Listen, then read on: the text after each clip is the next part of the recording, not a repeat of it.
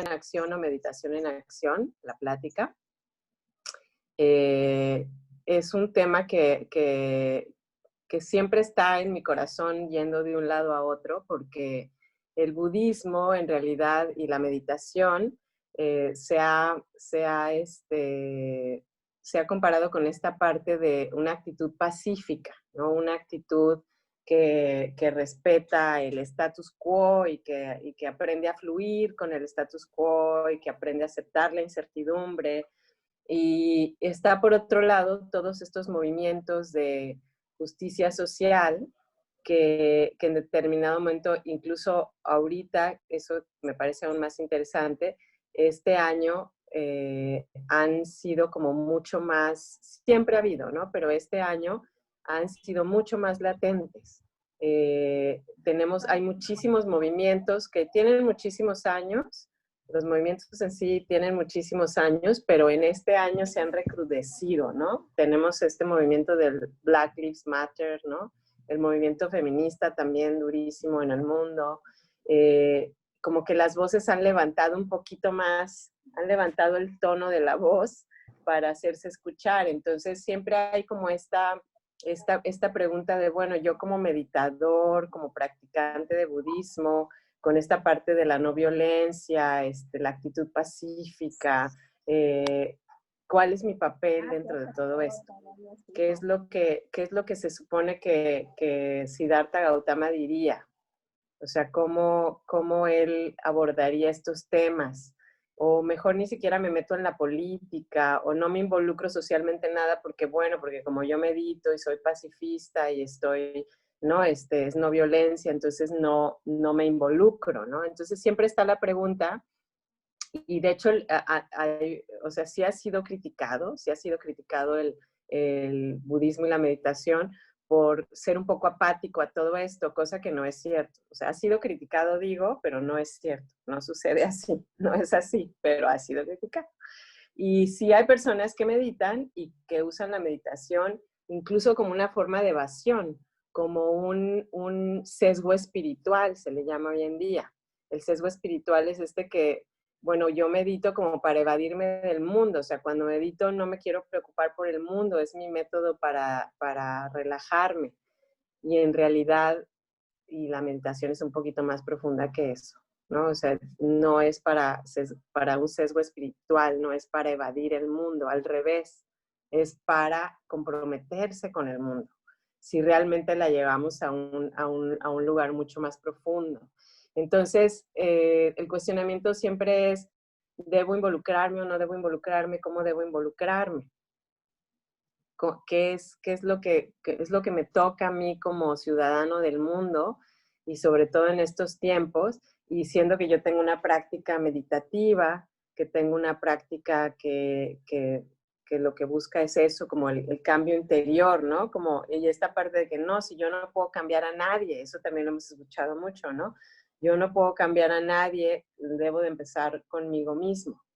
No, porque uno no va a cambiar a nadie, lo cual también es cierto. En realidad, tú no vas a cambiar a nadie y el único en donde tienes digamos, la posibilidad de alguna transformación es en ti. Y la posibilidad porque tampoco está asegurado, ¿no? Tampoco es muy seguro que suceda de esa manera nada más porque meditas, ¿no? Sin embargo, es una gran herramienta. Entonces, esta pregunta de ¿qué hago? ¿Cómo incluyo en mi práctica espiritual, en mi práctica de meditación, una actividad, o sea, un involucramiento, un compromiso con la sociedad? Pues esa es como la gran pregunta, ¿no? Entonces, para esto recurrimos como a estos grandes maestros, un poquito, porque en realidad incluso en el budismo Theravada se trata de, sí, veo hacia adentro, pero soy generoso, ¿no? Y el Mahayana también veo hacia adentro, pero practico la compasión, lo cual quiere decir que hay esta interacción entre lo que practico hacia adentro y que a fuerza necesito al de enfrente, porque para practicar compasión, para practicar generosidad implica no nada más conmigo mismo, sino implica a los demás. Entonces, para entender un poquito esto de cómo interactuar con el mundo desde este cultivo interno meditativo y cuál es el equilibrio, ¿no? O sea, ¿qué voy a hacer? Voy y me paro en una manifestación o cómo hago, ¿no? Para involucrarme con el cambio en el mundo y siempre suelen darse como estas dos actitudes. Una que es esta actitud como de mejor ni veo y que nadie me saque de mi zona de confort, porque bueno, o sea, puede ser hasta peligroso, entonces mejor no me involucro mucho. Y la otra es, pues, me involucro todo, pero también sin ton ni son y sin tener realmente claro cuál es la idea de involucrarme o voy a manifestarme, pero ni siquiera tengo muy claro de qué me estoy manifestando o realmente cuál va a ser o sea, cuál es el punto de manifestarse, ¿no? O sea, como pueden ser estas como dos opciones, como el no me muevo y me muevo también sin conciencia, ¿no? Entonces, ¿cómo unificar ambas? Sí hay que practicar la no violencia, la introspección, pero esta parte de sí, pero también hay cosas que el mundo está demandando hoy en día, de verdad, lo vemos, y qué podemos hacer, porque luego también ante la situación del sufrimiento, que fue principalmente por lo que lo movió a Siddhartha Gautama en ese entonces, el príncipe Siddhartha, lo que lo movió a su búsqueda era precisamente darse cuenta del aspecto de este mundo. Entonces él dijo, hay mucho sufrimiento, entonces empezó él en su búsqueda por ese sufrimiento.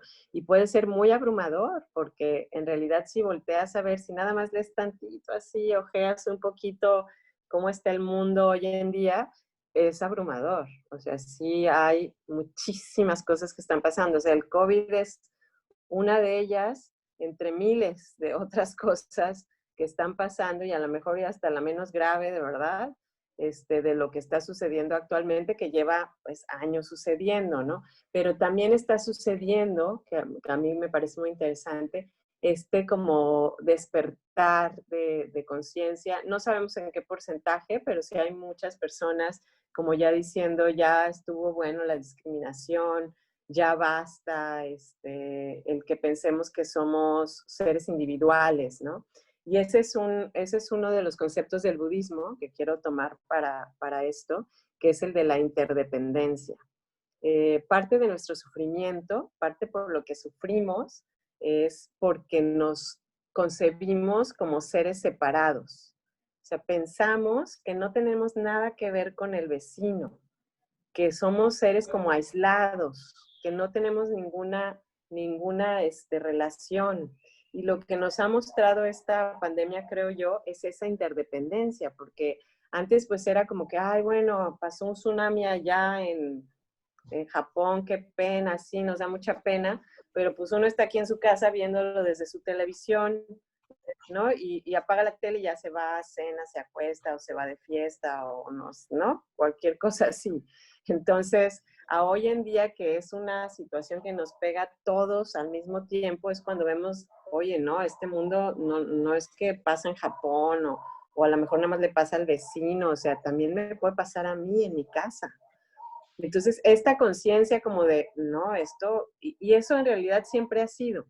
El concepto de interdependencia en el budismo es esta parte de que una hoja de papel, en una hoja de papel tú puedes ver una nube, dice Thich Nhat Hanh, ¿no? Me gusta mucho cómo lo dice.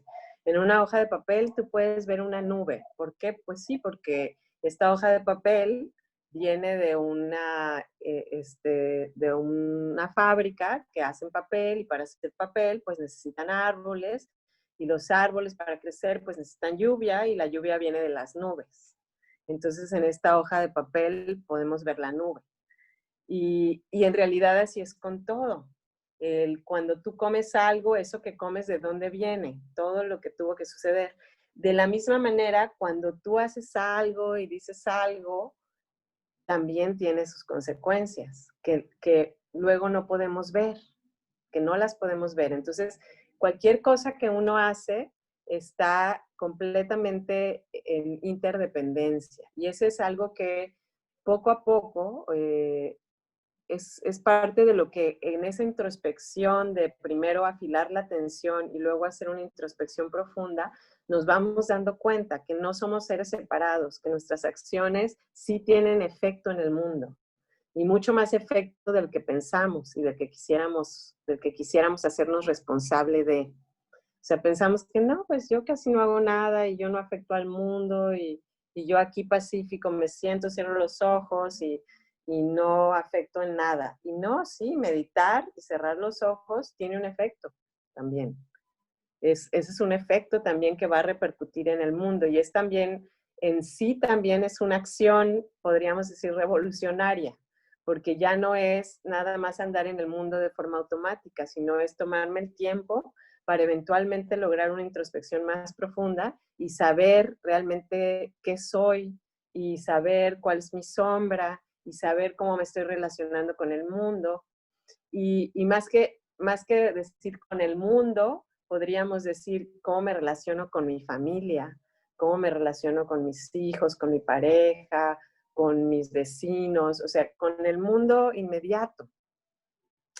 Y el hecho de meditar y de estas prácticas, la idea es esa armonía en esa interdependencia, y eso va a tener un efecto. O sea, no necesitamos hacer tampoco grandísimas cosas. Con el inmediato podemos tener un gran efecto. Entonces, un poquito nada más así como repasando qué es lo que han hecho gente como por ejemplo Thich Nhat Hanh. Thich Nhat Hanh, no sé si lo conozcan, él es un monje zen que tiene su centro en Francia, él es vietnamita y él era monje desde que fue la guerra de Vietnam. Entonces, durante la guerra de Vietnam, él estando en Vietnam, pues trató de involucrarse como en esta parte de ayudar a la gente, ¿no? A la que está realmente en un budismo activo, ¿no? De vamos a ayudar a los que están más perjudicados por la guerra y en ese estar ayudando y en ese estar políticamente activo en rechazo a esa guerra, ¿no? Pero con dos grandes titanes, ¿no? 5 de sus colaboradores fueron asesinados y tirados en un río, o sea, realmente vivió experiencias fuertes al intentar involucrarse ya de manera más activa. Eventualmente lo exiliaron, lo exiliaron de su país y fue que llegó a Francia y de ahí, bueno, eventualmente él ya hizo un centro que se llama el Plum Village, ¿no? La aldea de la ciruela, o del ciruelo. Y ahora él dice que, bueno, que efectivamente fue muy frustrante en parte ver que sus acciones no fueran fructíferas, pero eventualmente entendió que en algo repercutieron. Él fue nominado al Premio de la Paz por Martin Luther King. Él era contemporáneo de Martin Luther King, que muchos me imagino que lo conocen. Y Martin Luther King, que también era un activista, y acuérdense que él era pastor de una iglesia cristiana también. O sea, gente con un entrenamiento espiritual muy fuerte han sido grandes activistas en este mundo. O sea, es gente que llega un momento en que ya no están apegados a esa zona de confort. No van primero ellos, sino empiezan a ver realmente por las necesidades del mundo, ¿no? Por estas ganas de servir al mundo. Y Martin Luther King decía que era preferible, lo decía de una forma muy fuerte, que era preferible que en sí el más mal para toda esta cuestión de discriminación racial no era el Ku Klux Klan. Decía, el Ku Klux Klan no es tan malo como la indiferencia de las personas que no quieren involucrarse en esto, que por mantener su paz no quieren hablar y no quieren involucrarse y decir ya basta, ¿no? Y no quieren hacer acciones concretas. Él era muy apasionado y bueno, todos sabemos qué le pasó a Martin Luther King, todos sabemos también qué le pasó a Gandhi. Sí es un mundo, es ser activista social es ser un temerario, básicamente. Entonces, ¿dónde está el punto medio, no? Porque el punto no es aquí, bueno, ya me aviento y no salgo al mundo ¿no? Y me manifiesto y digo las injusticias y luego ya terminan con mi vida que no quiere decir que no sirva. O sea, también tenemos a Jesucristo, un gran revolucionario, ¿no? Y también sabemos qué le pasó.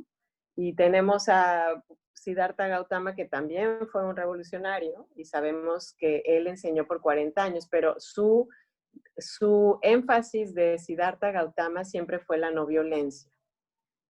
Igual Jesucristo y todos ellos, ¿no? Y cada quien vino a traer un mensaje diferente, y yo creo que cada quien, por eso es que no hay hoy en día la práctica de la no violencia en el budismo, digamos que se interpreta de muchas formas, porque no hay una receta. O sea, no es, si haces paso 1, paso 2, paso 3, entonces ya haces una actividad social, o ya estás pro justicia social, o ya estás haciendo la meditación en acción, sino más bien es cómo desarrollo la sabiduría para saber qué es lo que me toca en todo eso. Cómo desarrollo esa sabiduría para saber qué sí puedo hacer por llevar una semilla a este mundo que de verdad repercuta positivamente en justicia social, en cambios de raíz, porque la realidad es que este mundo sí necesita unos cambios de raíz urgentes. Dice Noam Chomsky, no sé si lo conocen, Noam Chomsky es lingüista, y Noam Chomsky dice, cooperación o extinción se llama uno de sus libros. O sea, si no vamos a involucrarnos en esta opción de cooperar entre nosotros para hacer un mundo mejor, de verdad estamos destinados a la extinción, porque él dice, hay dos grandes cosas que le preocupan a él. A Noam Chomsky en particular, hay dos cosas que le preocupan muchísimo, el calentamiento global y las armas nucleares. Porque las armas nucleares existen y nosotros pues no vivimos día a día ni siquiera pensando en eso, porque pues no es algo que nos compete, ¿no?, en lo inmediato, pero existen. Y son una cosa que nos pueden extinguir en medio segundo a todos, ¿no? Y por otro lado es el calentamiento global, que también es inminente. De hecho, esa es una de las razones también por las que tenemos una pandemia, esa es una de las razones por las que estamos altamente contaminados, por las que hay incendios en todos lados del mundo, por lo que hay más huracanes cada vez, más destructores. O sea, el calentamiento global es inminente, o sea, quien no lo quiera aceptar, pero son cosas que como que, no, pero como yo quiero vivir en paz, mejor no las volteo a ver. Mejor me siento y hago mi meditación y cierro los ojos a eso. Y la meditación no es para eso, la meditación es para abrir los ojos a eso. La meditación es para que te comprometas con eso, para que te hagas más consciente de eso desde un lugar que no es, ay, qué horror, me voy a morir, porque no te lleva a ningún lado, ¿verdad? Y estarte preocupando y estresando, no es para eso, sino desde un lugar de qué sí puedo hacer, qué sí está en mis manos hacer y qué estoy haciendo que al revés suma, contribuye a que el calentamiento global sea mayor. ¿Qué estoy haciendo para que ¿cómo se llama?, la extinción sea inminente? O sea, ¿cómo sí estoy cooperando para eso? Y la cuestión es que cuando no haces, sí estás haciendo. Ese es el problema. O sea, si no participas activamente, de todas maneras estás participando. Y por lo regular, participando para lo contrario. Porque como simplemente sigues haciendo lo mismo que todo el mundo, pues sigues contribuyendo al calentamiento global y sigues contribuyendo a muchas otras cosas que están sucediendo, ¿no?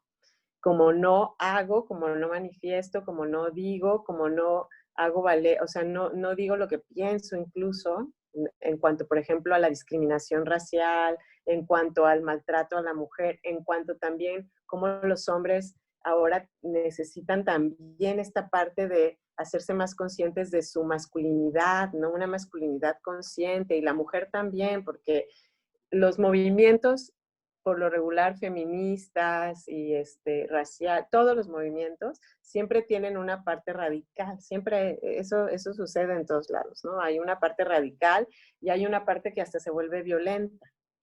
De ahí la importancia de la meditación.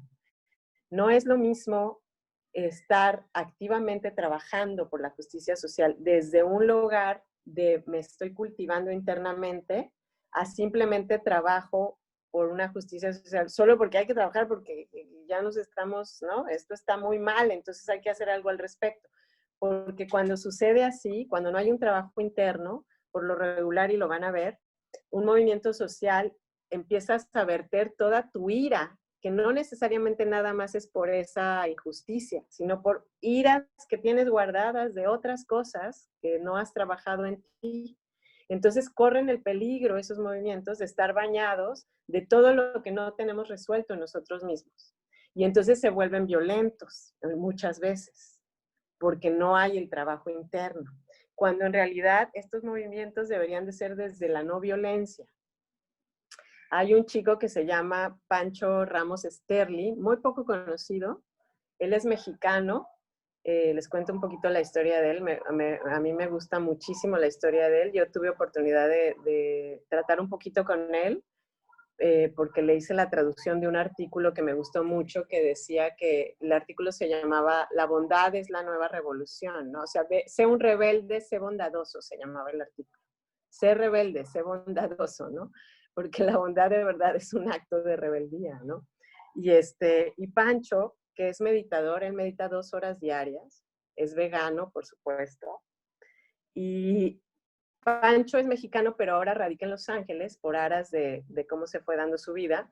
Él fue becado por la Universidad de Berkeley, en California, en el área de astrofísica, y trabajaba con gente muy preparada en el ámbito de la astrofísica, y se la pasaban buscando vida en otros planetas, y ya saben, ¿no? Toda esta cuestión de los astros, muy interesante, hasta que él se dio cuenta que su proyecto era financiado por los mismos que fabrican las armas nucleares. Entonces, cuando él se da cuenta de eso, él estaba haciendo su doctorado ya, cuando él se da cuenta de eso, dice, yo no puedo seguir trabajando con fondos que sé que pueden poner en peligro a la humanidad entera. Entonces, eso no va con mi ética. Entonces, la pregunta es, ¿cuántos de nosotros estamos dispuestos cuando nos damos cuenta que lo que hacemos está a lo mejor apoyado o está siendo apoyado por una institución que lo único que hace es maltratar? Por ejemplo, con la compra de ropa, ¿no? Que hoy en día hay todo un movimiento de esto del segunda mano, precisamente para que no compres ropa que viene de una industria que utiliza niños, que maltrata, que explota, en fin, ¿no? Todas estas cosas que como que volteamos la cara porque decimos, ay, no me voy a complicar con eso. Ay, ya el mundo está medio loquito y pues ni modo, ya no me voy a pelear con eso. Entonces, ¿cómo encontrar ese punto medio? Ese punto medio de como Pancho. Pancho es radical. Pancho, él sí, bueno, a lo mejor no debería decir radical, lo vemos radical porque a lo mejor muy pocos nos animaríamos a hacer lo que Pancho hace. Y hay un ruidito por ahí. ¿Ya? Ah, ok. Y entonces, Pancho dejó de estudiar su doctorado y actualmente está en un proyecto que se llama Casa de la Paz, en donde ellos siembran sus alimentos. Él ayuda mucho a toda la gente, a los inmigrantes. O sea, es una casa de servicio a la comunidad. Está en una zona donde altamente violenta, ¿no? De pandillas. Y como les digo, él es meditador, él medita 2 horas y él lo dice. O sea, si hay acción social sin conciencia individual y sin la conciencia de la interdependencia al mismo tiempo, porque sí hay un individuo, pero hay una interdependencia. Y sin la responsabilidad de lo que te toca a ti, entonces sí se puede volver pues en un caos, ¿no? En una acción que eventualmente y potencialmente puede ser violenta, en lugar de ser lo que busca, ¿no? Que es esta justicia social. Entonces, ese es el caso de Pancho. No sé si tienes por ahí la foto, Betty, de él es el que está, es el del hombre que te mandé. Pancho tiene muchos conocimientos budistas, pero también cristianos, pero también, o sea, él ahora dice que él es básicamente, ese no es, ese es Pancho. Pancho, cuando estuvo todo el movimiento, no, ese es Joana, esa luego. Pancho, él es Pancho, Ramos Sterling, mexicano, pero ahora está radicando allá y no tiene documentos y no tiene nada. Y el día que lo apresaron, él lo que estaba haciendo ahí es una cosa que el término lo acuñó Noam Chomsky, que es desobediencia civil. Ya, gracias, Betty, gracias. Y la desobediencia civil es esto que en México no se podría suceder porque simplemente nos desaparecen, pero en Estados Unidos la desobediencia civil es esta parte donde tú no estás de acuerdo con una ley porque no es moralmente adecuada, aunque sea una ley, entonces la desobedeces porque no es moralmente adecuada, ¿no? Y entonces pues vas a la cárcel, pero obviamente sales porque no infligiste realmente más que en desobedecer eso, o sea, te manifestaste sin un permiso, por ejemplo, entonces te meten a la cárcel, pero lo hacen a propósito, para llamar la atención de la gente, para despertar conciencia. Yo siempre he dicho que yo no soy del tipo de persona que le gusta ir a manifestaciones, la verdad no es mi tipo de trabajo, pero no estoy en contra, porque sí levantan conciencia, o sea, sí hacen que volteemos a ver. Los medios por lo menos las publicitan, porque los medios si no se llenan de otras cosas. Y por lo menos dicen, ay, mira, está pasando eso, ¿no? En esa manifestación era de lo de, ya no me acuerdo qué era lo que se estaba manifestando ahí, Pancho, pero finalmente no los llevaron presos porque el policía que lo ató lo levantó y Pancho con ojos de mucho amor, eso es ser muy amoroso, él de verdad sí ha alcanzado unos niveles de amor muy lindos. Pancho lo miró a los ojos y le dijo, hermano, no hay necesidad, pero no te preocupes, tú haz lo que tengas que hacer. Y lo vio y le dijo, te ha de gustar la comida mexicana, ¿verdad? Le dijo él, ¿no? Y le dice él, sí, sí me gusta. Me dice, bueno, pues ahora que salga de todo esto, con mucho gusto te invito a que comamos una buena comida mexicana. Entonces el policía se conmovió muchísimo porque él no puso resistencia ni nada y finalmente les quitaron las esposas a todos, ¿no? Los dejaron ir, cosa que no le sucedió a Joan. Si puedes poner la otra foto. Joan Halifax, ella es abad de un centro que se llama Upaya. Ella es sacerdotisa zen, ella estudió antropología y pues es una maestra zen meditadora, una gran mujer. Ahorita yo creo que Joan ya está cerca de los 80 años y todavía sigue yendo al Tíbet con médicos, siempre va al Tíbet cada año y lleva un grupo de médicos para ayudar a la gente en los más remotos lugares, pero eso no es lo único que hace. Allí estaba en una manifestación que organizó Jane Fonda, que también es una gran activista, para levantar conciencia del cambio climático, del calentamiento global. Gracias, Betty. Gracias, Betty. Pero a Joan sí la llevaron a la cárcel y la tuvieron una hora parada registrando sus datos, o sea, una mujer mayor, ¿no? Registrando sus datos.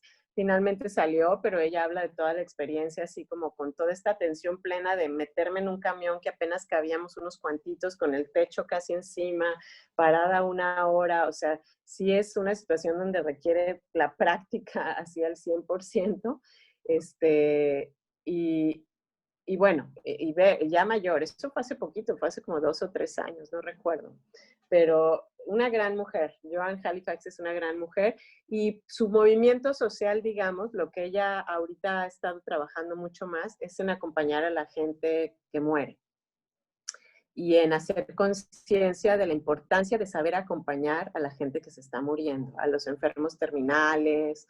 Entonces, su trabajo social es en ese ámbito. Ella siempre es muy activa en todo eso, además de todo este centro Upaya, en donde hay retiros, hay monjes que viven ahí, ¿no? Todos conocimos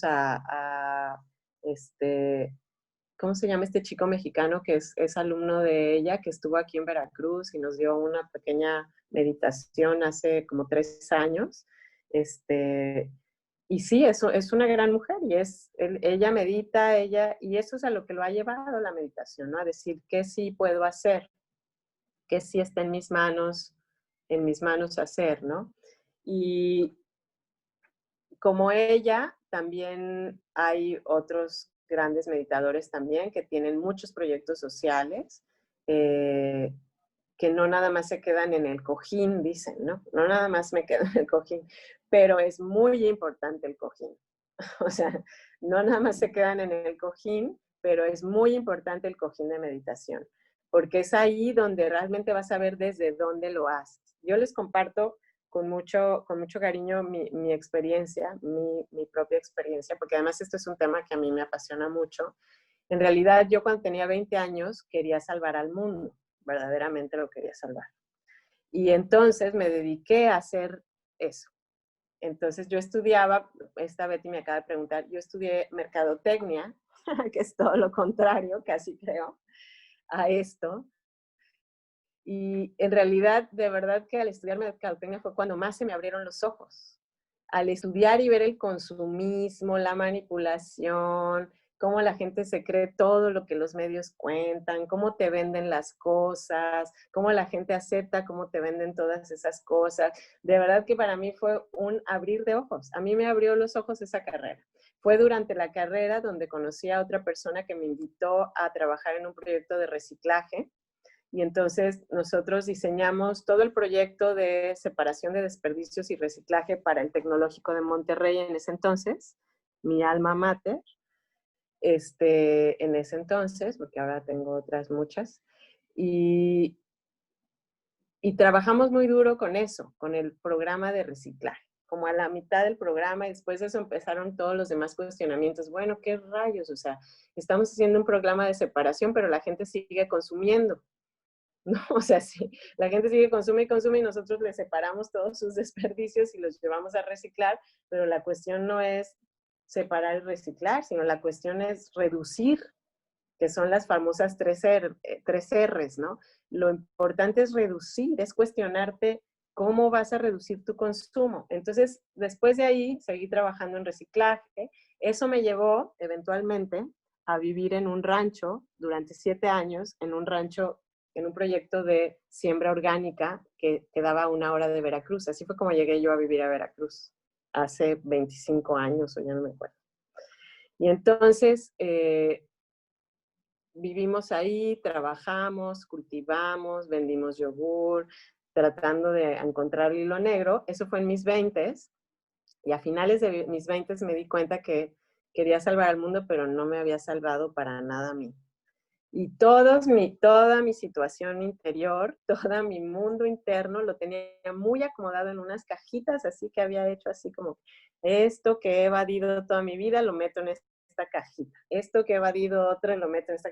Entonces, según yo, no tenía ningún problema. Yo era la persona más feliz del mundo a los 20 años y yo no entendía por qué la gente meditaba o iba al psicólogo o por qué hacían esas cosas.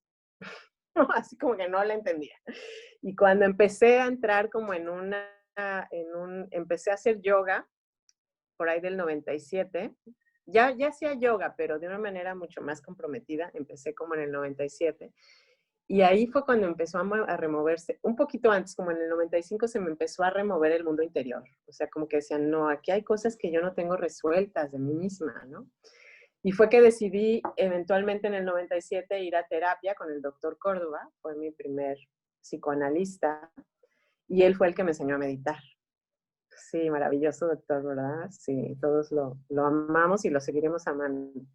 Entonces, ahí fue donde me di cuenta que mejor tenía que salvar a mí antes de querer volver al mundo orgánico, a que todo el mundo reciclara. Porque claro, entonces como lo hacía con una gran pasión, de verdad a veces me daban ganas de ahorcar a las personas, de que no hacían caso de lo que tenían que hacer, ¿no? Porque lo estaba haciendo desde otros lugares. Entonces, eventualmente entendí esto, que primero tenía que salvarme a mí. Pero, sin embargo, no por eso es la excusa de, bueno, como me tengo que salvar a mí, entonces no hago nada en el mundo exterior. No, sí hago. O sea, sé que sí hago. Y no puedo ya cerrar los ojos a todo lo que se me abrieron los ojos, ¿no? Empezando, y ahorita voy a empezar con eso. O sea, ¿qué sí puedo hacer desde ahorita? Es lo que les digo, no, yo no soy de manifestaciones. Incluso estando en la universidad, Greenpeace me contactó para que fuera y le pusiera a la Diana en ese entonces, ¿qué fue lo que le pusimos? Sí, una mascarilla, un cubrebocas. Se le puso a la Diana Cazadora, era como en el 92, y se le puso a la de México y a la de Guadalajara y a la de Monterrey, porque era para manifestarse por la contaminación, por el calentamiento global, porque desde los 90s Greenpeace ya tenía todos los estudios de cómo la incidencia de los huracanes iba a ser inminente si nosotros no hacíamos algo al respecto. Entonces, me acuerdo que me pidieron eso. Yo la verdad es que les digo que no soy de manifestaciones ni de treparme a un barco, pero sin embargo los admiro y les digo qué bien que hay gente con ese temperamento, que se sube, que llama la atención, que dice, oigan, humanos, que no se dan cuenta que todos somos parte de esto, ¿no? Todos y cada uno de nosotros. Cada personita, porque uno puede decir, bueno, ¿yo qué? Somos 6 billones de habitantes, pues mis acciones, no pasa nada, hombre, yo sigo tirando basura. Sí, no, pero tu basura más la del vecino, más la del vecino, más la del vecino, juntan 6 billones. Y si no empiezas contigo, pues entonces, ¿cuándo vamos a empezar? Y si pones de pretexto a los demás, ¿cuál es la responsabilidad real? Y entonces tu práctica de meditación, ¿qué estás haciendo? O sea, ¿qué logras en el tapete? ¿Qué es lo que estás haciendo a profundidad? Entonces, lo que sí podemos hacer es empezar a ver al mundo desde ese lugar. Los tibetanos tienen una práctica, porque muchas veces decimos, no, mejor no voy a ver noticias porque pues, me lleno de horror. Y sí, la verdad es que uno tiene que escoger qué va a ver, y qué va a leer, y a quién va a leer, ¿no? Y de qué se va a informar. Porque sí lo tienes que escoger. No nada más te vas a ver cualquier noticiero que te va a llenar la cabeza de puras cosas, a lo mejor hasta falsas, ¿no? Porque ya no sabemos ni qué noticia es buena, ni qué noticia no. Sino más bien, sí vas a escoger qué vas a ver, qué te va a nutrir, qué realmente en dónde. Pero uno no puede nada más voltear y decir, no está pasando nada.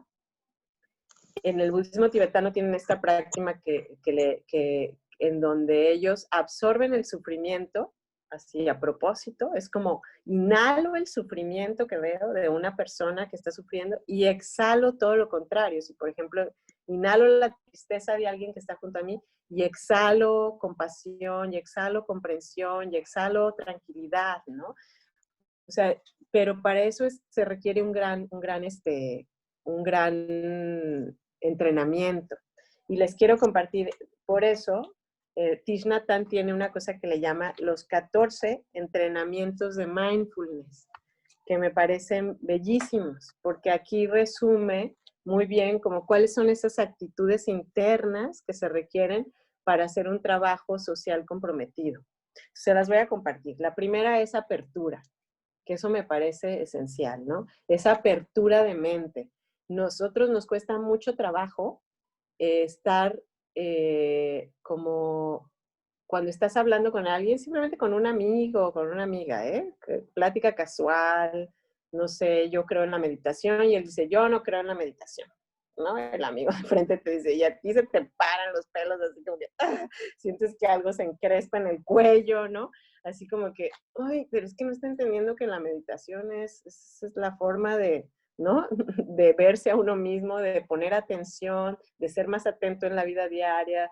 Entonces, la apertura es esta parte de también ser capaces de tolerar que no toda la gente va a estar de acuerdo conmigo. No toda la gente va a hacer las mismas cosas que yo hago. Y eso es bien importante. O sea, el aprender a convivir con la diferencia de opiniones. Y desde un lugar amoroso, no desde el rechazo, no desde el enojo, o de tratar de convencer al otro afuera, no, es que yo te voy a convencer, sino desde un lugar más amoroso, ¿no?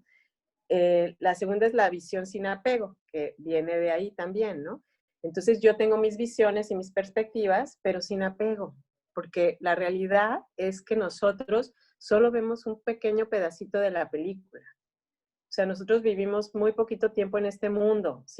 Supongamos que viviéramos 100 años, no es nada para entender lo que está pasando en esta película. Es casi como el primer segundo de cualquier película, ¿no? O sea, si tú vieras así como en la primer, ya han visto los cuadritos, ¿no? Los cuadritos en que parten la película. Y es como si vieras el primer cuadro y ya quisieras entender toda la película. Eso es lo que es nuestra vida. Entonces realmente no tenemos esa capacidad. Entonces nuestra visión, pues bueno, es la única que tenemos, pero sin apego. Siempre con esa mentalidad de mente de principiante, de que tengo mucho que aprender. Y seguramente mi visión es parcial. Seguramente mi visión es parcial. Sin embargo, es la única que tengo y de la que voy a partir, pero sin apego y abiertos a que podemos aprender muchas cosas más. Eso es muy importante porque nos tendemos a cerrarnos, a pegarnos, a yo tengo la razón y esto es lo único que existe. Y eso genera mucha discordancia, ¿no?, entre nosotros. La otra es la libertad de pensamiento, que también viene junto con pegado con las otras dos, ¿no? Y el respetar el pensamiento del otro. El 4 es conciencia del sufrimiento, lo que les comentaba hace rato. Esta conciencia de que sí hay sufrimiento, mucho, y no le voy a dar la vuelta. Y aquí quiero agregar un punto que es muy importante porque es parte de la práctica y de las prácticas que seguramente los que están con Betty ven, que es la práctica de la compasión. Porque existe la gente que se dedica mucho al servicio social o, por ejemplo, la gente que se dedica a trabajar con la gente que son enfermos terminales o la gente que son psicólogos, terapeutas, ¿no? Tienden mucho al síndrome del quemado, que es esta parte en donde te agotas totalmente porque te vuelcas totalmente en el de enfrente y entonces terminas completamente quemado. O sea, de verdad la gente se enferma, cae en crisis depresivas, o sea, eso sucede porque en realidad ahí no hay compasión, sino hay una empatía muy grande por el otro. O sea, realmente sientes su sufrimiento, pero es una empatía muy parcial, o sea, es una empatía que finalmente te termina quemando. En la compasión no hay síndrome del quemado. Cuando realmente existe compasión, y ya está estudiado por Tania Singer es una neurocientífica, ella se ha dedicado a estudiar esto, y ha visto que en la compasión no hay síndrome del quemado. Cuando realmente hay una actitud compasiva, no te quemas. Pero ese es un entrenamiento, porque la verdad, y el doctor Córdoba me acuerdo cómo lo repetía, de verdad para llegar a la compasión, esas son grandes ligas. O sea, es gran trabajo, gran entrenamiento. O sea, uno dice, no, es que yo sí soy compasivo. Y es un gran trabajo. Por lo regular lo que sentimos es lástima, ay, pobrecito, que le pasa esto, ay, pobrecito, que le pasa el otro, ¿no? O empatía, que sentimos su dolor y nos pesa y nos duele. Pero compasión, eso ya son unos términos mayores y un día sería muy bonito tener una plática de solo compasión porque es extensísimo. La confundimos muchísimo, no sabemos qué sí es y qué no es, ¿no? La compasión empieza por uno mismo, por la autocompasión, y empieza con la confianza en ti. Entonces, cuando empiezas con esa confianza en ti mismo, empiezas a confiar en los demás. Entonces ya tu relación hacia ellos es desde otro lugar, ya no es desde la lástima, es desde la compasión, desde la confianza, desde la comprensión, a otros niveles que involucran todos estos puntos que estoy diciendo, ¿no? El punto número 5 dice una saludable y compasiva modo de vida, ¿no? Es muy importante, un saludable y compasivo modo de vida. Y ahí es donde podemos preguntarnos, ¿mi modo de vida es saludable, es compasivo? Y a veces no tenemos las herramientas para saberlo, o la información más bien para saberlo, pero parte de eso incluye todo. Lo que comes con la boca, con los ojos, con los oídos, lo que comes por todos lados.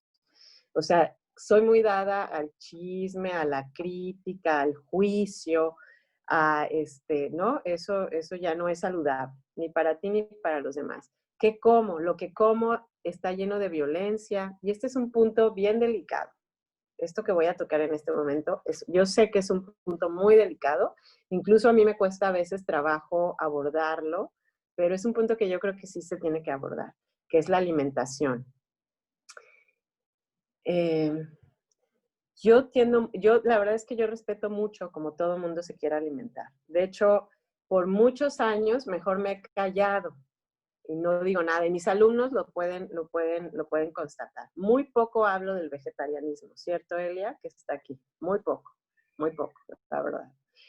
Pero les voy a ser honesta, la realidad es que la investigación científica es contundente. Los métodos que tenemos hoy en día para criar animales son completamente inhumanos, son completamente violentos y son completamente insostenibles, o sea, no son sustentables. La cría de animales también contribuye, como se están criando actualmente, contribuye al calentamiento global. Entonces, si no nos animamos a ver esto y a tomar decisiones de verdad desde ese corazón compasivo, claro, nadie los puede obligar porque esta es una decisión que tiene que salir desde el corazón. Esto ya es una decisión de conciencia. Esto es algo que en donde un día se me despierta la conciencia de, ¿y de dónde viene esto que estoy comiendo? Y no nada más los animales, también las plantas. ¿De dónde viene esto que estoy comiendo? De lo que les decía de la interdependencia, ¿no? ¿Cuál es el proceso de esto que llegó a mi plato? ¿Qué implicó? Y entonces uno empieza a tomar decisiones. Yo les comparto con mucho corazón mis decisiones al respecto. Hay cosas que son muy difíciles y como diría un amigo mío, si no quieres hacer daño a este mundo, desnudos en el bosque. Esa es la única forma. La verdad, desnudos en el bosque porque cualquier cosa que haces tiene un impacto, como lo que les decía, ¿no? Entonces, si me pongo a ver, todo lo que hacemos, estos lentes es un impacto, esta ropa es un impacto, ese marco es un impacto, este muro es un impacto, o sea, todo tiene la huella ecológica. Yo los invito muchísimo a que vayan a esa página de la huella ecológica. Yo ya les mandé a todos los que son mis alumnos ese link, para que vean cuál es su impacto según su nivel de consumo. Y no preguntan muy específico, hacen muy pocas preguntas generales y tú te puedes dar cuenta cuántos planetas estás consumiendo con tus hábitos de consumo. Y entonces es una buena reflexión porque dices, caray, entonces le tengo que bajar a esto, le tengo que bajar al otro. Y la verdad es que sí hace impacto, es lo que les decía. Una sola persona tiene mucho impacto en este mundo. Tus acciones tienen impacto. Entonces, no necesitamos ir a grandes manifestaciones, de verdad. Empezando con lo que haces diario en tu casa. Es una gran manifestación. Simplemente lo que a veces desconocemos es que el consumidor, y les digo yo habiendo estudiado mercadotecnia, el consumidor es el que tiene el sartén por el mango y no lo sabe. El consumidor es el que podría pedir que se cambiaran las cosas como no las están vendiendo. ¿Por qué? Porque si las dejas de comprar, el industrial inmediatamente va a hacer los cambios. ¿Sabes qué? Yo ya no te voy a comprar tu producto porque trae un montón de empaque que solo contamina. Bueno, pues busco un empaque biodegradable o que no tenga tanto impacto o no, me muevo porque el consumidor ya no me está comprando mi producto. O sea, sí tenemos fuerza, pero no hacemos uso de ella. ¿Por qué nos conformamos? ¿Por qué para qué me complico? ¿Por qué para qué? ¿No? 40 cosas que no queremos entrar en acción. Pero en realidad tú tienes el sartén por el mango, nosotros lo tenemos. Entonces, en cuanto a los animales y lo que comemos, pues sí hay decisiones que tomar. Este es un tema enorme y muy, muy profundo, pero efectivamente, si estamos hablando de compasión, y un día a mí un amigo mío me enfrentó a eso hace muchos años, cuando yo no era vegetariana, y me dijo, si lo que quieres es practicar compasión, ¿cómo puedes hablar de compasión si sigues matando animales? Y yo quedé fría. Y dije, ouch. La verdad es que, pues sí, es una compasión un poco parcial. Supongo que no es compasión, porque la compasión no es parcial, ¿no? Entonces, yo se los dejo ahí para que lo reflexionen. Pueden estar o no pueden estar de acuerdo. El mismo Siddhartha Gautama lo dijo, ¿no? O sea, uno de los principales preceptos, de los 5 principales preceptos, porque hay un montón, es no matar. Entonces, pues tú reflexiónalo. No matar esto, pero sí el otro, no tenía cláusulas, solo decía no matar, no había una cláusula ahí de que sí, que no, que cómo, que cuándo. Porque además hay circunstancias, de verdad, en las que igual y te vas a comer un animal por X o Y, ¿no? O no sabemos, ¿no? Las cosas no pueden ser tan así. Pero lo que sí tenemos que tener cuidado es de justificar nuestras acciones que sabemos, o sea, justificar una acción que sabes que está haciendo un mal, no nada más a ti, sino a la sociedad. Y lo que les decía de cómo nosotros hoy en día estamos produciendo carne, produciendo alimentos, es muy dañino al medio ambiente y a todos nosotros. O sea, estamos dañando. Entonces, ¿qué sí podemos hacer? Pues vamos a traumarnos todos. No, sí se pueden hacer cosas. Sí se pueden hacer cosas. Incluso los que viven en Veracruz, en todos lados se pueden hacer cosas, porque hoy en día ya hay muchísimo más opciones en todos lados, ¿no? pueden ir y consumir productos a nivel local, eso es importantísimo, a nivel local. Aquí hay muchas tiendas, está en Veracruz, que es donde yo conozco, está Quiéreme Natural, está La Semilla, está Reforma Market, que son tiendas que venden cosas orgánicas, ¿no? Cosas que en el ranchito de aquí, de allá junto, de acá junto, ¿no? Entonces puedo hacer eso. Si voy al súper, porque no hay cosas que no voy a encontrar en esas 3 tiendas, bueno, pues entonces escojo comprar más orgánico del rancho Campo Vivo, que es un grupo de agricultores, ¿no? De los de Aires de Campo, que también es un proyecto de gente que produce pequeña. Si voy a comprar, si todavía quiero comer huevo y queso, bueno, pues entonces le compro, hay un montón de productores en Jalapa, hay un montón de productores aquí, está Verde Balam, les recomiendo muchísimo Verde Balam, te surte huevo, te surte queso, de su rancho, es orgánico, y si lo buscas, lo encuentras, de verdad hay muchas opciones ya. Entonces, conscientemente hago mis decisiones. Cuando yo tomo una decisión de qué voy a comprar y a quién le voy a comprar, estoy haciendo un impacto y mucho más consciente. Y bueno, eso hasta ahí porque si no me puedo extender más. El número punto 7. Habitar felizmente el momento presente. Eso es parte de lo que la meditación nos ayuda, ¿no? A habitar felizmente el momento presente. Entonces, estas cosas que les digo no es para traumarnos, ay, no, porque entonces la gente lo que pasa es que tiende a cerrarse. No, todo es demasiado abrumador, tantas cosas que tengo que decidir y cómo voy a hacer esos cambios. Mejor ya, me tapo las orejas y ya, sigo viviendo y ya, porque la única solución es desnudos en el bosque y como no me pienso ir desnudo al bosque, entonces ni modo. No, bueno, pero trato de tomar las decisiones que disminuyan menos, que hagan mejor al mundo. De uno en uno vamos a lograrlo, de verdad, hay que tener esa confianza. El número 8, verdadera comunidad y comunicación, ¿no? El aprender a ser comunidad, el aprender a ser solidarios, no estamos solos, ¿sí? Y sobre todo ahorita en pandemia, si mi vecino necesita el súper, si mi amigo necesita que le haga este favor, o si voy a un lado y me acuerdo, ay, mi otro amigo, y le compro y hago y voy, ¿no? Y a lo mejor necesita una llamadita y le llamo, o lo que sea, ¿no? En esta parte de saber hacer comunidad y comunicación. Diálogo verdadero y amoroso, esa es otra de las cosas, la comunicación no violenta, no sé si la han escuchado, pero es un curso de cómo podemos platicar no violento, de cómo ser escuchas compasivas, eso también lo practican mucho en la comunidad de Thich Nhat Hanh, ¿no? Esta parte de escuchar para estar contigo, no escuchar para contestar, sino escuchar para estar. Luego de ahí viene proteger y nutrir a la sangha, ¿no? En este caso, por ejemplo, Betty con ustedes, pues es una sangha, ¿no? Con mis grupos de yoga. Una sangha es un grupo de gente que quiere cultivarse internamente, ¿no?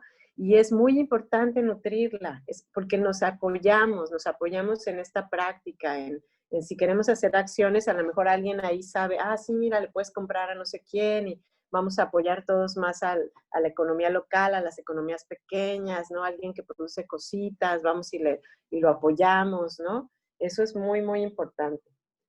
Medio de vivir correcto, medio de vivir adecuado, y esto es parte del octavo sendero, ¿no? Es buscar una forma de vida adecuada, sostenible, sustentable, que de eso ya hablé más o menos en todo lo que he dicho.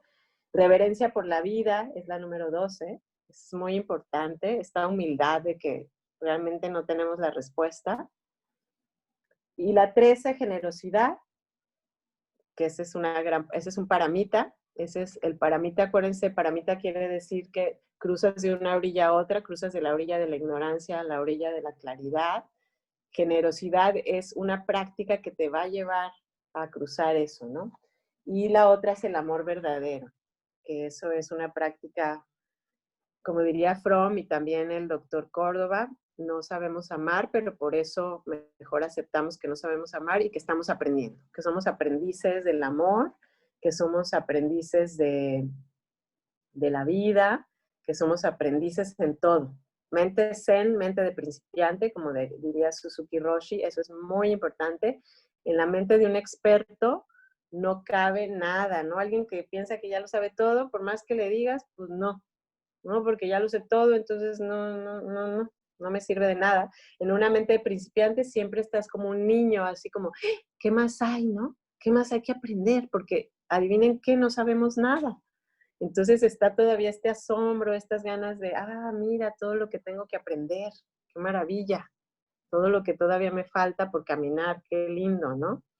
Y hay un cuento que me gusta mucho. En realidad, los cuentos los han contado los budistas, los sufis, no sé si han oído del librito del canto del pájaro de Anthony de Melo, que es un compendio de cuentos muy bonito.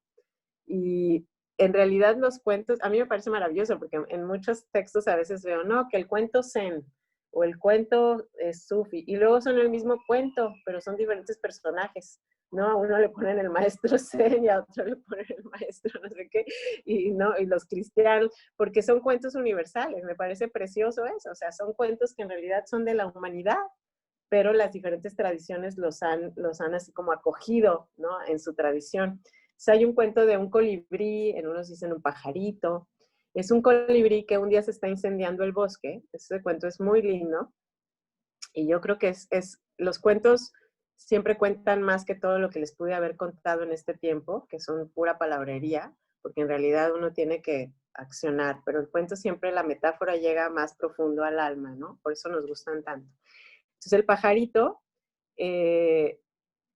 está un incendio enorme en el bosque y este colibrí va a un río que está cerca y agarra agua con su piquito, todos conocen un colibrí cuánta agua puede agarrar, va y le echa al bosque y luego regresa al río y va y lo regresa al bosque y así está queriendo apagar el incendio con su piquito, recogiendo agua del río y entonces está, en unos cuentos dicen hay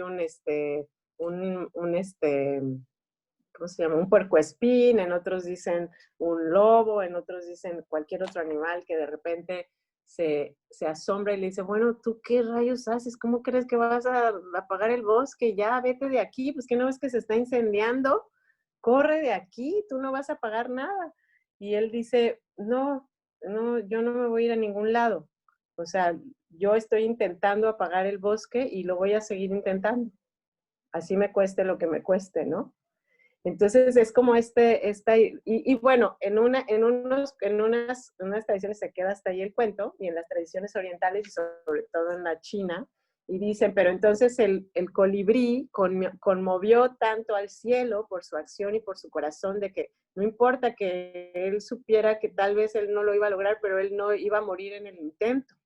Él iba a morir en el intento, o sea, aunque pareciera que no, pero yo sigo echando la agüita del río al bosque, porque eso es lo que mi esencia me dice que haga, ¿no? Mi esencia me dice que tengo que poner, aunque sea ese poquitito de agua. Y entonces, como conmueve al cielo, y los chinos dicen, entonces los dioses se conmovieron, hicieron llover, ¿no? Porque ¿cómo es posible que un pajarito crea que va a apagar el bosque y nosotros como dioses no le ayudamos? Entonces conmueve al cielo y hay un gran chubasco y se apaga el incendio, ¿no? Esa es otra versión del cuentito. Y así es, o sea, en realidad es que uno piensa que no hace nada en este mundo y en realidad sí puede hacer mucho. Y Thich Nhat Hanh dice, y hazlo con tu familia, ¿no? La bondad, la paciencia, la tolerancia, el respeto a los puntos de vista, el respeto ¿no? Eso es muy importante, el respeto, porque entre familias es de lo que más se pierde, como ya estamos en confianza, así, ¿no? Como ya estamos en confianza y vivimos todos en la misma casa, entonces como que el respeto se va ahí por la ventana o se nos olvida, ¿no? Como que ya, no, quién sabe qué sea eso. Entonces, como tú eres mi hijo, entonces, te digo 40 cosas que ya estoy cruzando la línea del respeto.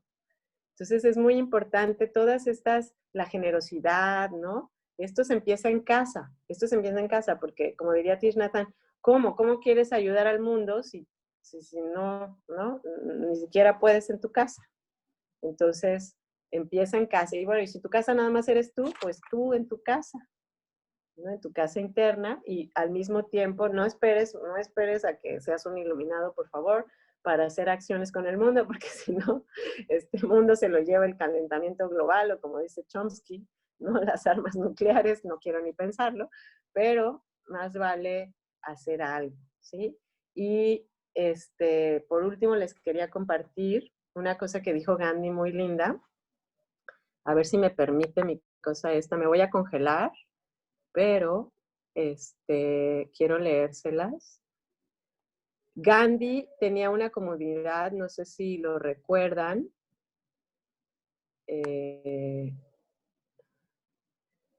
Sí se me escucha, ¿verdad? Aunque me vaya, sí se me sigue escuchando. ¿Sí, Betty? ¿Sí? Ah, ok, ok. Entonces, Gandhi tenía una comunidad. Ustedes saben que él siempre fue su lucha de la no violencia. Ah, qué bueno. Gracias, Rebe. Su lucha de la no violencia, y él eventualmente se fue a vivir al campo, en una comunidad donde sembraban sus alimentos, tenía su cabra, ellos hacían su ropa, lo mismo más o menos que está haciendo Pancho. El Pancho dice que Gandhi es uno de sus maestros, ¿no? En la comunidad de Pancho Ramos Esterly, que está en Los Ángeles, que les digo, la Casa de la Paz, ellos no generan dinero, ellos solo viven de lo que su servicio a la comunidad les retribuye. O sea, de verdad que sí, la actitud de Pancho a la vida sí es una cosa muy admirable y de mucha confianza en la vida, ¿no? Y de confianza en él. Estos seres de verdad que sí conmueven muchísimo, por lo menos para decir, bueno, por lo menos el mínimo que puedo hacer lo hago, ¿no? O sea, ya no me voy desnudo al bosque, me voy con Pancho ahí a vivir del no dinero, o igual y sí, digo, la verdad es que si algún día tu despertar es me voy al bosque, pues es válido. En el Ayurveda, de hecho, la vida se divide en esas etapas y la última etapa de la vida es como esta etapa en donde te vas a un retiro espiritual y te vas a más bien cultivarte tú, pero ahorita el mundo no da para que nos vayamos a esos retiros, pero sí da para que te hagas un mini retiro de vez en cuando y luego salgas al mundo para que te involucres más socialmente. Entonces, en esa comunidad de Gandhi había musulmanes, había hinduistas, no importaba la religión. Y Gandhi tenía un amigo que era ateo. Él no tenía religión, no creía en nada, ¿no? Pero era la persona más bondadosa, generosa. O sea, estos seres que ya encarnan eso, ¿no? Pancho Ramos dice que su papá le decía que alguien que no tiene religión tiene aún más responsabilidad de ser honesto, bondadoso, o sea, y demostrarlo al mundo, ¿no? Entonces, esta persona un día estaba con Gandhi, se acerca un señor musulmán y le pregunta, le hace una pregunta a Gandhi, les voy a leer ahora sí, me voy a mis apuntes aquí. Entonces, un hinduista le pregunta a Gandhi enfrente de Gora. Gora era su amigo de Gandhi que no tenía religión, ¿no? Entonces le dice, Bapu, ¿cuál es tu religión? Le pregunta a Gandhi. El hinduista le pregunta a Gandhi, o sea, porque ¿qué religión tienes tú? Y esperando que Gandhi le contestara, soy hinduista, para hacer sentir un poco mal a Gora, Gandhi le dice muy deliberadamente, le dice, mira a mis palabras, mira lo que digo, los pensamientos que tengo, las ropas que uso, la comida que como, las cosas que hago.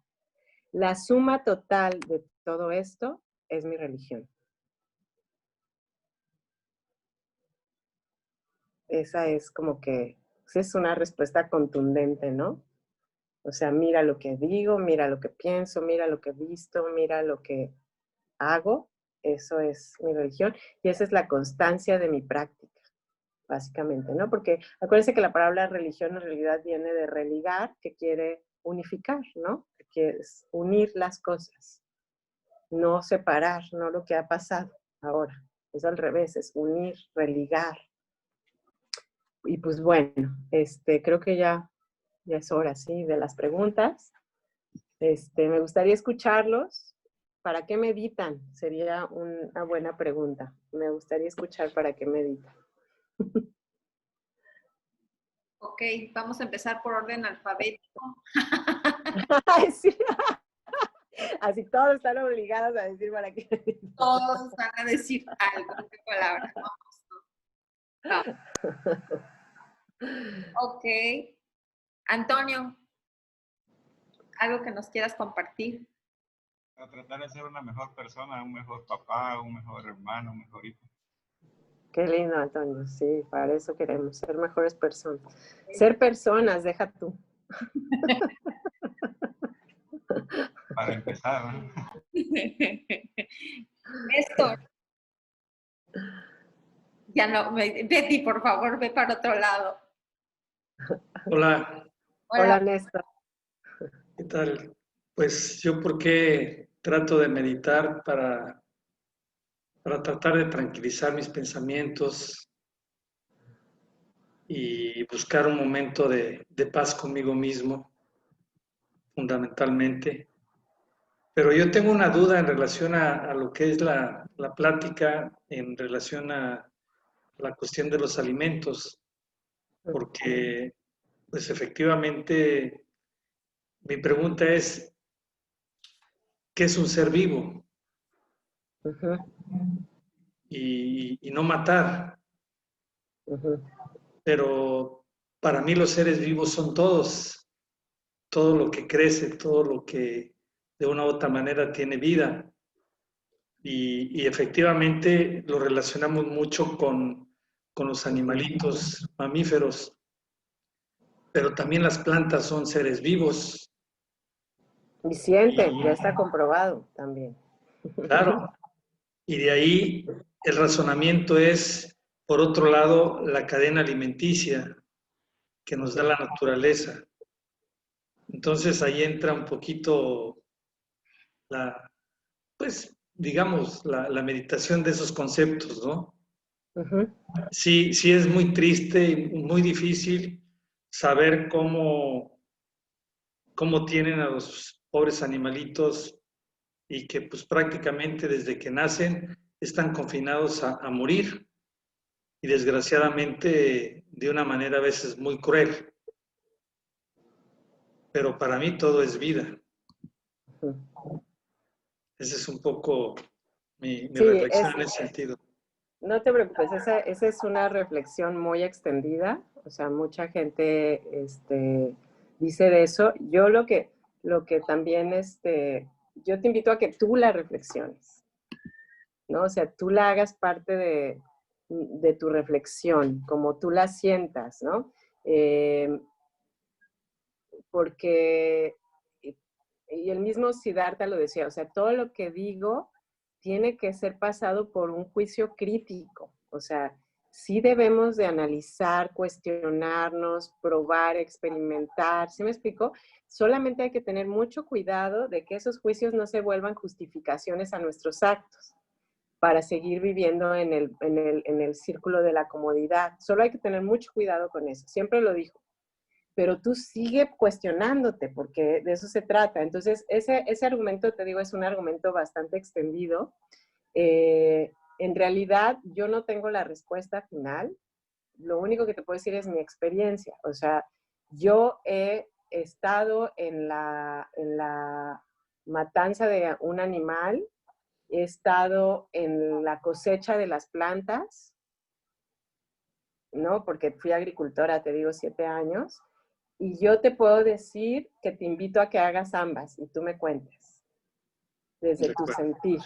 desde tu sentir, ¿qué sucede? Cuando vas a un bosque, a una huerta a cosechar plantas y cuando vas a un matadero. No, no Ahora, tiene comparación. exacto. Ahora, ahora, independientemente de eso, ya nos iríamos como a cosas un poquito más esotéricas, porque sí las plantas sienten, pero ¿qué sienten, no? Porque nosotros también sentimos, pero ¿qué sentimos? ¿No? O sea, porque sí sentimos emociones, pero ¿de dónde vienen esas emociones? ¿Y cuál es nuestro, no? Hay un cuento zen de un maestro que, bueno, vienen todos los revolucionarios en China, entonces vienen a apresar a todos los que viven en el monasterio y todos los monjes salen corriendo y el abad se queda sentado y entra este hombre, ya sabes, es la época de las espadas y demás, y el abad está sentado tranquilamente así en su postura y le dice el guerrero, ¿no? Le dice, ¿sabes que te puedo atravesar sin parpadear? Le dice, le dice el guerrero al abad, ¿no? Y le dice el guerrero, ¿sabes que estás viendo a un hombre que te puede atravesar sin parpadear? Y le dice el abad, y tú sabes que puedes ver, que tú estás viendo a un hombre que puede ser atravesado sin parpadear. Entonces, sí, sí, es difícil decirte, bueno, ¿qué estará pasando? También estamos generando karma porque nos comemos a las plantas y las matamos, ¿no? O, ¿no? Podríamos estar preguntándonos estas cosas, pero también sienten, entonces, ¿qué hacemos? Ya no comemos nada. Bueno, pues sí hay gente que se está comiendo aire, ¿no? Había un video por ahí de un hindú que solo comía aire, a lo mejor esa es nuestra finalidad, no lo sé. El sol. ¿O qué? O sol, Sol. prana, come Sí. prana, ¿no? Energía. Pero la realidad es que, o sea, mi reflexión, mi visión hasta donde llega en este momento es, no es lo mismo un matadero que ir a cosechar verduras. En las enseñanzas tradicionales de la medicina china, hablan de que las plantas, su enseñanza es la generosidad. La madera, el elemento madera, su enseñanza es la generosidad. Y cuando tú ves un árbol lleno de mangos, no puedes más que pensar en qué generoso es, ¿no? Y si no los cosechas y te los comes y los desperdicias, ¿no te duele terrible que se desperdicie un mango? Es terrible, ¿no? ¿Cómo se va a desperdiciar eso, no? Entonces, vienen desde otro lugar las plantas. Los animales, y bueno, si eres así como un budista clavado, religioso, así, sabes que además tus familiares pueden reencarnar en animales, adivina qué, ¿no? O sea, yo no me voy por ese lado para nada, nada más te pongo la información así. No quiere decir que estoy o no estoy de acuerdo, ¿eh? Solo te digo, hay esa creencia, existe esa creencia, ¿no? Pero independientemente, supongamos que no creemos eso, tampoco creemos eso.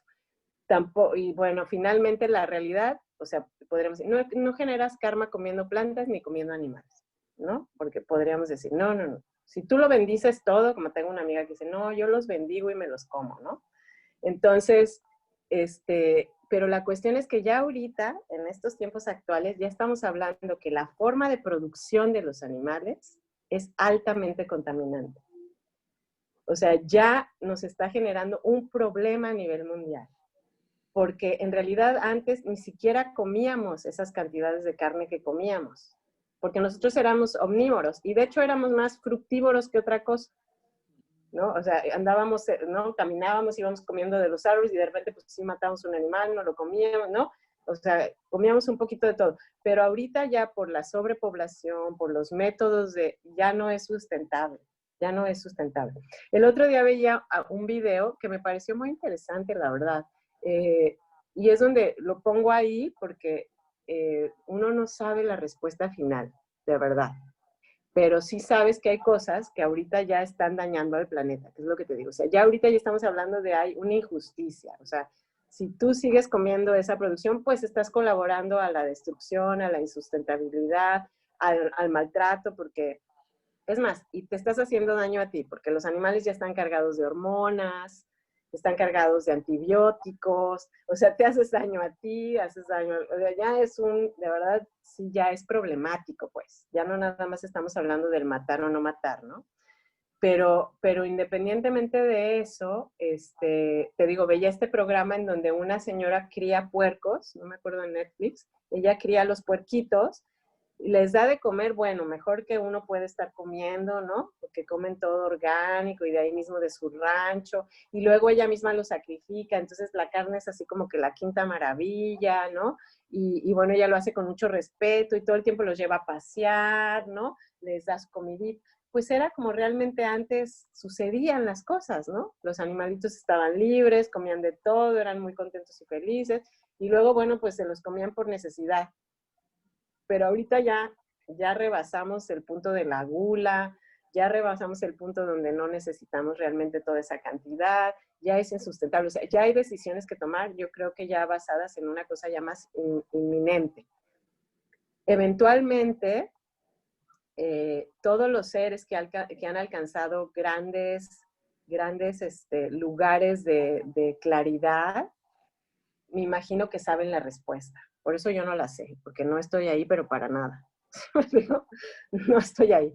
Entonces, si yo escogí hace, pues ya no ni me acuerdo cuántos años, ser vegetariana, creo que tengo 25 años de vegetariana, más, 28 años. Si yo lo escogí, en inicio fue por salud, te voy a decir. Y yo decía, la verdad, lo estoy haciendo más por salud porque no, o sea, no tengo ese corazón compasivo para los animales todavía, debo de ser honesta, ¿sí? Eventualmente se me fue desarrollando otra cosa que no te lo puedo explicar. Pero yo, aunque sé que sabe rico y sabe bueno algunas cosas, nada más de saber de dónde viene, ya no lo puedo hacer. Ya es una cosa muy de adentro de mí. Por eso es que no hablo de esto casi, porque no te lo puedo poner, ¿sí me explico? No te lo puedo poner encima porque esto es algo que simplemente un día nació de adentro de mí. Y ya, entonces, ya no puedo. Ya no, ni aunque quiera, ya no lo puedo hacer. Es algo como que muy adentro de mí. Entonces, bueno, y a lo mejor estoy mal, ¿eh? Siempre lo he dicho, y a lo mejor estoy mal. No lo sé, porque como no he llegado a esos niveles de claridad total, entonces no lo sé. Pero bueno, si te sirve de algo todo esto, Ok. espero. Muchas gracias. A ti, Muy buena, muy buena. Bueno, yo practico por estar atenta y estoy atenta que Mariano nos está levantando la mano, pidió en el chat la palabra. Mariano, si gustas hacer tu pregunta. Hola, buenas noches a todos. Buenas ¿Cómo están? noches. Gusto saludarlo. Claudia, ahí la estaba escuchando atentamente, recién con el tema decía, de invitar a una plantación o a un matadero. Uh-huh. Y aquí particularmente donde yo vivo, justamente, el barrio, no sé allí cómo es que se llama, aquí es barrio, o no sé si es colonia, le dicen allá. Ajá. Pero sí entendemos. Aquí, ok. Bueno, aquí particularmente el barrio donde yo vivo es justamente Mataderos, ¿no? Y es donde hay un matadero, es el matadero de la capital de Buenos Aires. Uh-huh. Y puedo atestiguar, no he entrado nunca, pero sí puedo atestiguar la cantidad de animales que entran y salen constantemente. Puedo atestiguar que cuando uno pasa por el lugar, particularmente a mí, me suceden cosas en el cuerpo, físicas. O sea, yo paso por ahí, me empieza a picar el cuerpo, me pincha, o sea, creo que hay algo mucho más allá de la cuestión de esto de la producción o de cómo se mata el animal. Me parece que hay algo más que va un poco más allá, que en un principio para mí es, no quisiera hacer una conjetura porque no me siento cómodo con eso, pero sí atestiguar de que es algo que pasa y es muy violento no solo psicológicamente, sino que físicamente. Eso por un lado. Y después por otro lado, bueno, un poquito le quería preguntar esto de que la escuchaba hablar de Noam Chomsky, una persona que estuvo acá por Argentina hace unos años, promocionando en algún punto un documental que él tenía de Requiem para un sueño americano, ¿no? De esto que hablaba de un poco de esto de la mercadotecnia, ¿no? De inducir a la gente. En mi época me sentí identificado un poquito con lo que hablaba, porque cuando era chico también creía que podía cambiar el mundo. Milité en varios partidos políticos hasta que me di cuenta que, bueno, un poco no era tampoco lo que andaba buscando, pero hacia eso iba la pregunta. Este tema de ayudar y de la generosidad y de la compasión, un poco con el que tenemos al lado, con el resto, de identificarse con eso, de no tomarlo como personal, pero sí de ayudar desde otro lado, ¿no? Y entonces la pregunta es, que es algo que yo me hice, digamos, en un principio cuando era chico, y me la sigo haciendo desde otro lado, que es,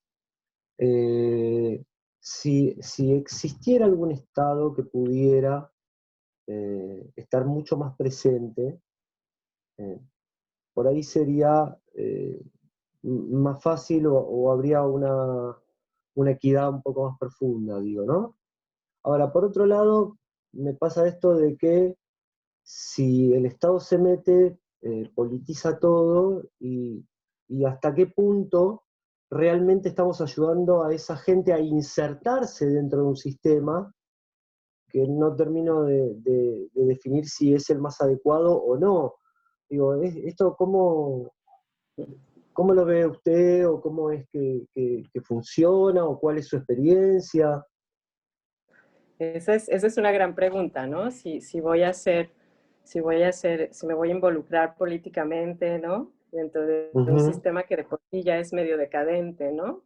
ujú, Esa es una gran pregunta. Mira, yo creo que desde mi muy humilde punto de vista, ¿no? Porque la verdad es que a pesar de que yo también siento como corazón, ¿no? Igual que tú, me imagino que compartimos esta parte de verdad querer hacer algo por esta sociedad, ¿no? Y uno ve que la respuesta no está en la política, simplemente no hubo más que ver un poquitito del debate que hubo entre Trump y Biden hace unos poquitos días, exactamente. que Sí. parecían dos niños, así decías, Dios mío, en manos de esas personas está el poder, ¿no? Parecían como dos niños peleándose, así como, yo dije, no, pero tú, ¿no? Así como, yo vi como 5 minutos y dije, ay, de verdad. Y bueno, o sea, y uno ve, pues, en general, digo, a mí me da mucha esperanza, por ejemplo, ver todos estos países ahora, hoy en día, gobernados por mujeres, pero tampoco puedo decir un punto final, veamos qué pasa, ¿no? Este, Ujú, pero como que un poquito más en esta conciencia social. Yo creo, Mariano, ¿verdad? Yo creo que sí. eventualmente debe de darse un equilibrio. Bueno, ese es mi sueño idealista, ¿verdad? Sí. Porque sí hay muchas cosas de raíz, Mariano, que a veces yo digo, la verdad, yo no le veo mucho, o sea, como que va a haber algunas cosas que se van a tener que arrancar de raíz y se van a arrancar solas. Y eso va a ser muy doloroso, muy doloroso. Por eso es que incluso se auguran tiempos fuertes en ese aspecto, ¿no? Porque Ujú, ya no nada más estamos hablando del COVID, el COVID es como la entrada a una serie de cuestionamientos de qué está sucediendo a nivel económico. O sea, cuáles son nuestros sistemas económicos, cómo funcionan, en base a qué, porque ya la moneda ni siquiera tiene un respaldo. Estamos consumiendo ujú, recursos naturales sin ton ni son. O sea, hay muchas cosas que cuestionar de lugares muy profundos, pero te voy a decir que he leído a mucha gente que está en estos lugares, porque yo creo que cada quien en su lugar. Por ejemplo, tengo una amiga que ella trabaja, y no sé si está aquí ahorita en la noche porque dijo que iba a estar, pero a veces no puede. Ella trabaja siempre se me olvida el nombre de este lugar que está Soriana, que ayúdenme por favor, porque siempre le digo Suprema Corte, pero esa no es la Suprema Corte, está en México, el, este, Poder el, los, el Poder Judicial, sí. Y su jefe anterior, era muy amigo del doctor Córdoba, por cierto, ávido lector y meditador del budismo, y ella es meditadora también, y ella es la que revisa las demandas, y siempre con este corazón de ser implacable en su trabajo, ¿no? De darle la revisión que revisas. Es una mujer que yo veo que trabaja incansablemente, y yo digo, siempre hay buditas en todos lados. Así digo a veces, ¿no? ujú, Siempre hay sí. estos seres que en donde están hacen una diferencia. Y entonces, más bien creo que cada quien en su lugar, ¿no? Como por ejemplo esta abogada que acaba de fallecer, eh, Ruth, no me acuerdo su apellido, que ella fue la segunda juez de la Corte de Estados Unidos, porque no había mujer, y ella luchó por todos los derechos de que las mujeres pudieran ser juezas con grandes cambios, ¿no? Durante toda su vida, con un diálogo implacablemente inteligente, ¿no? Porque como buena abogada, ya sabes, con todos los argumentos bien puestos. Entonces yo creo que de Sí. alguna manera dentro del sistema como está, hay los personajes que están poniendo su granito, y más bien uno tiene que preguntarse yo desde mi trinchera, ¿qué me corresponde, no? ¿Qué me Ujú, corresponde? Y sí, yo sí los animaría, porque yo soy radical, perdón, pero en este momento a veces me puedo ver como radical. Los animaría a que se atrevan, a que sean valientes a cuestionarse su modo de vida. ¿Es realmente el modo de vida sustentable? Si este modo de vida que tengo es realmente el que sustenta, dice Pancho, ¿no? Que es uno de sus maestros, decía, la forma de preguntarlo es, o de verlo es, nuestros niños viven de manera sana, nuestros niños están felices con este modo de vida, Y entonces tengo amigos, porque los tengo, amigos que han tomado la decisión de irse al campo con sus hijos. Tengo amigos viviendo en comunidades. Yo creo que necesitamos nuevas propuestas, Mariano. Sí ya están, ¿eh? Ya están las propuestas, está la propuesta de la permacultura, está la propuesta de la comunicación no violenta, está la propuesta de las economías más, más igualitarias, que claro que no se van a dar, no las vamos a ver en esta vida, ¿no? Es como los árboles que podamos sembrar, no los vamos a ver en su magnitud, en su ¿no? majestuosidad, pero hay que sembrarlos. Hay que sembrarlos. Yo sí soy creyente de que hay que sembrar, aunque no lo vas a ver. Porque esto lo que tú haces, y en la filosofía china, digamos como en toda esta cosmovisión china, ellos dicen que tus actos afectan 7 generaciones futuras.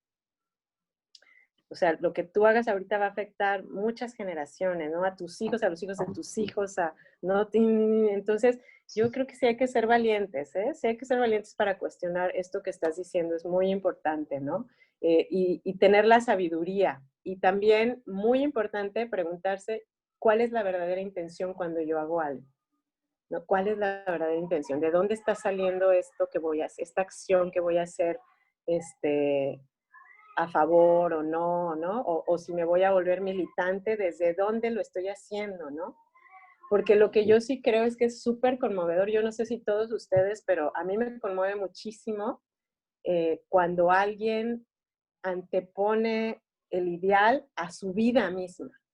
Eso me conmueve terrible. Eso de verdad el corazón se me estruja. O sea, cuando en una película simplemente, así que ya sabes que es ciencia ficción, ¿no? Y el personaje sacrifica su vida por el ideal, ¿no? Porque sabe que sacrificando su vida es como diciendo, en esto creo y esto es, ¿no? A mí me pone, la verdad es que yo no me atrevo. A mí me gustaría tener esa valentía, ¿no? Pero a mí me conmueve, y yo creo que a todos nos conmueve a las lágrimas cuando alguien está dispuesto a dar su vida por el bien común. Ay, híjole, eso sí me puede conmover. ¿Qué fue lo que hizo Siddhartha? Siddhartha dejó a su hija y a su hijo y a su esposa y se fue en búsqueda de cómo ayudar a la gente para que ya no sufrieran.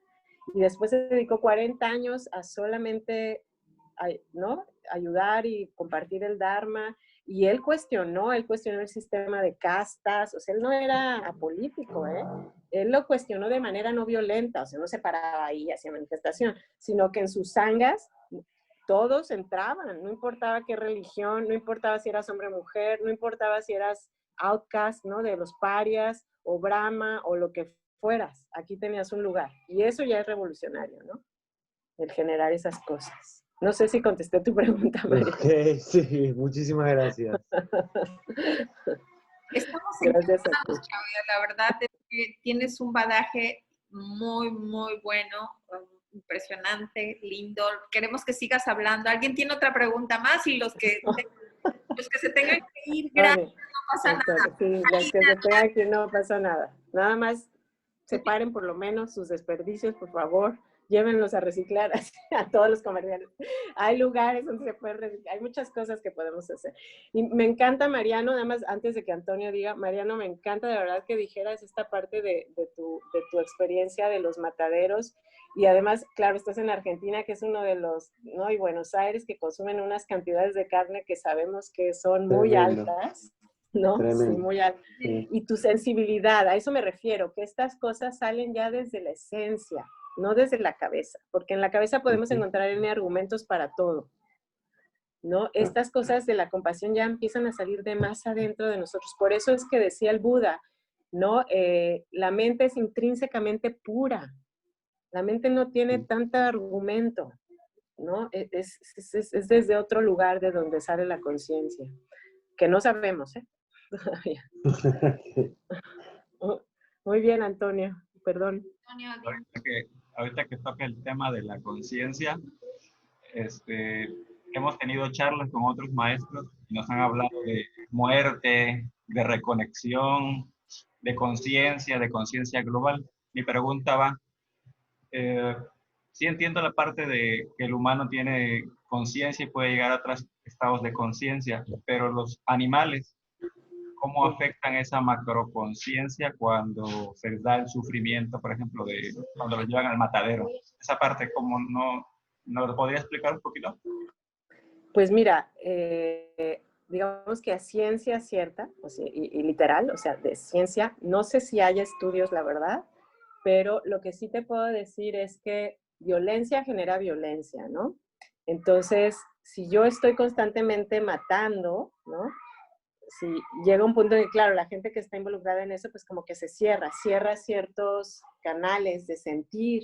Y es lo que nos ha pasado mucho a los humanos, que ante todo el sufrimiento del mundo, no nada más el de los mataderos, sino porque no nada más nos vamos con los animales. O sea, digo, hablamos de Auschwitz, pero hoy en día todavía hay lugares en donde la gente está como en un campo de concentración y eso no lo sabemos, ¿no?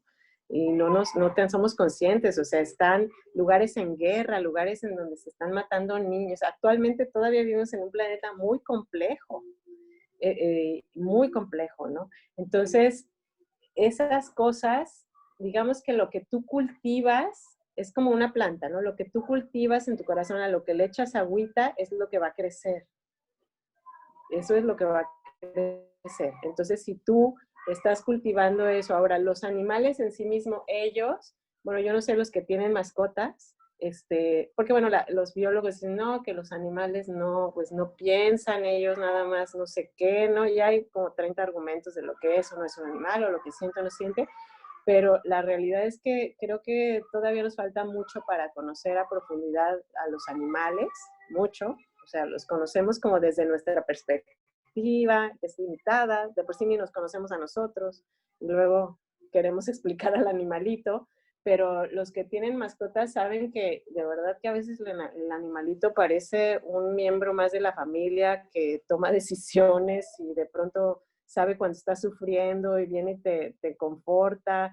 Es más, yo me acuerdo, yo ahorita no tengo mascotas, pero cuando tuve a mis perros, cuando yo nada más decía palabra veterinario, ellos salían corriendo. O sea, entonces siempre teníamos que decir, vamos a, y nos tapábamos la boca cuando nos teníamos que llevar al veterinario, porque si no, ellos salían a esconderse y era un relajo subirlos al auto, ¿no?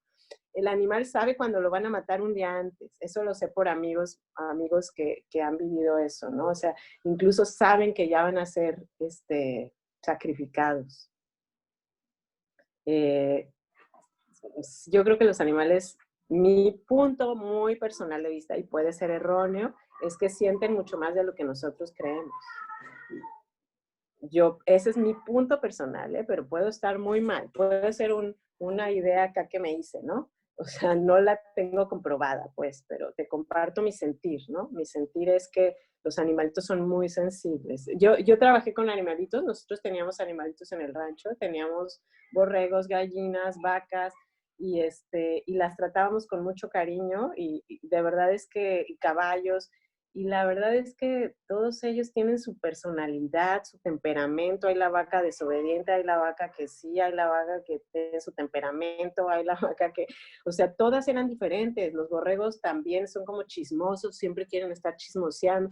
Y hay el borrego cuando, o sea, no sé, hay muchas cosas que dices, no lo sé si nada más lo puedo explicar de manera biológica, ¿no? Como, es que ese es un intento de supervivencia. Eso es porque están defendiendo la vida, o sea, como puros instintos, ¿no? No lo sé, la verdad, lo pongo en tela de, o sea, como que un signo de interrogación. Y mi punto personal de vivencia es que son muy sensibles, muy sensibles.